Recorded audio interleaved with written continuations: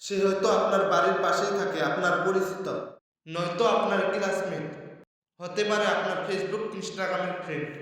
আপনি তাকে অনেক দিন ধরে পছন্দ করেন, তাকে ভালোবাসতে চান, নিজের করে সারা জীবনের জন্য পেতে চান।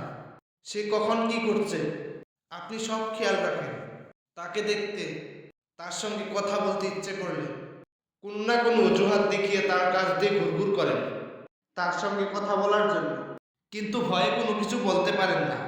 শুধুমাত্র তাকে দেখে সময় কাটাচ্ছেন, নিজের সময় নষ্ট করে তার পিছন পিছন ঘুরে বেড়াচ্ছেন।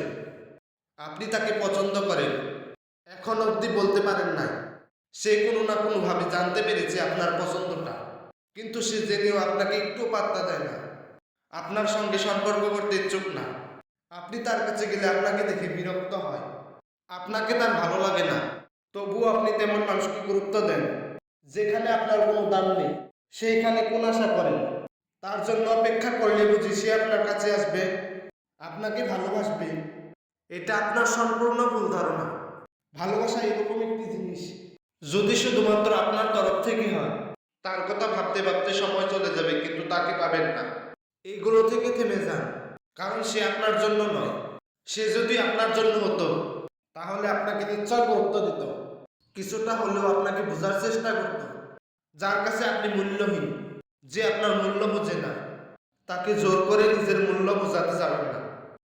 ধন্যবাদ ভিডিওটি প্রথম থেকে শেষ পর্যন্ত দেখার জন্য।